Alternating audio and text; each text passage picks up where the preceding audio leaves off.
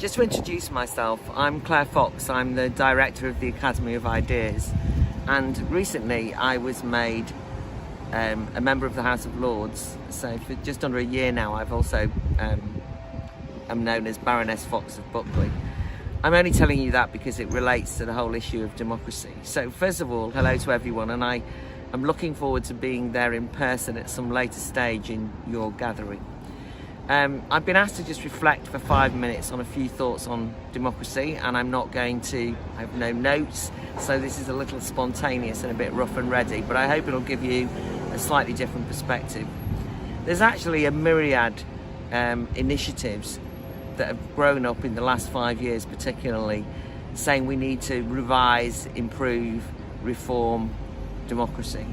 And the first thing I'd say is, rather than that reflecting a lively democratic spirit of our time, sadly I think it reflects a growing disillusion with democracy. And we saw that very evidently in the aftermath of the Brexit vote in 2016 after the referendum where we decided to leave the European Union. And also it was a debate that started in relation to the election of Donald Trump in America, and also the growth of what's known as populist movements around Europe. And there then started to be a discussion about how it was that those votes ever happened. And the conclusion was that somehow the voters had got it wrong. And particularly familiar with the UK situation, because I voted leave myself, to leave the EU. There was an extraordinary backlash against the voters, particularly from the establishment, but more broadly from commentators in the media, from all sorts of well-meaning people who voted Remain, who assumed that the reason why people had voted to leave the EU was because they were ill-informed, misinformed, duped, got at by Russian bots, had seen the side of a bus and that was sufficient to make them do something completely irrational. And there was even a discussion about how people who voted to leave the EU were noteworthy. It was noteworthy that they weren't well qualified academically. And we had a serious conversation still going on about how we've got to improve the education of the electorate. That to me is a completely contemptuous anti-democratic strand of debate over recent years. That what we have to do is to improve the electorate so that they vote the right way. I remember being at one think tank discussion in which a group of academics suggested that they would do a road show if there were other referendums in the future, and they'd go around and they actually said, talk to working men's clubs and talk in pubs, and we'll explain the evidence very simply so that people understand it, so that they can make an informed vote. And you knew what they were saying was, if only they'd understood the evidence and we'd explain it to them in, 2 syllables, they might have voted the right way. And the point about democracy is that actually individuals are given the freedom to make decisions themselves, and we do not put any conditions on that.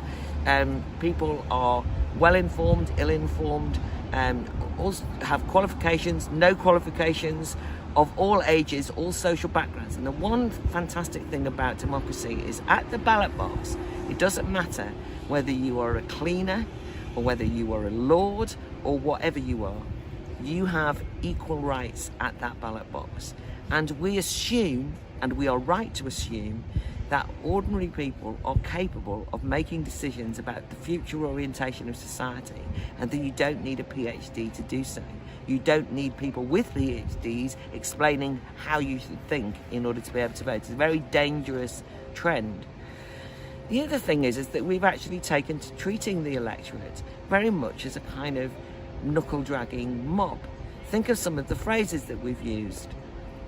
Deplorables, a basket full of deplorables, was the way that Hillary Clinton described voters in America. Here it's just become acceptable to describe people who voted leave as gammon, and a particularly insulting, dehumanising way of describing them. And also to attribute to people the most malign and malevolent motivations. So it was said that people voted to leave the EU because they were racists. They hated immigrants. They didn't want anyone who wasn't white to be, and this was absolute nonsense. I mean, a third of the ethnic minorities in this country voted to leave the EU for a start off, and that was not what it was about. But the reason I'm mentioning it is not to rehearse the Brexit issue, but to draw your attention to a contemporary phenomenon which became clear to us in relation to how we dealt with that Brexit vote, that we have, as a society, and particularly in respectable circles, decided that the electorate can't be trusted. They are not up to the job of getting the results which some people who seem to be very enlightened in the metropolitan elites have decided is the right result. And I find that very disconcerting and anti-democratic. The only other things that I wanted to reflect on, and that's why I said that I have literally, we're being filmed outside of the House of Lords. I've just left the House of Lords. Ironically, even now, in the House of Lords, as we speak, there is a debate about the gains of Brexit.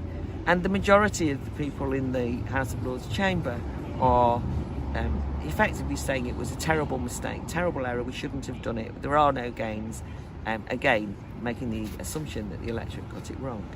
This is in a chamber that is not elected. I'm aware of the fact that I'm here talking about democracy, and I'm not elected. A House of Lords that actually should be abolished. The truth is that a second chamber that's based on appointed members, it also contains bishops and hereditary lords, but most of us, me included, are appointed there by whichever political party decides that you merit getting there. It's completely unaccountable, and you have that position for life.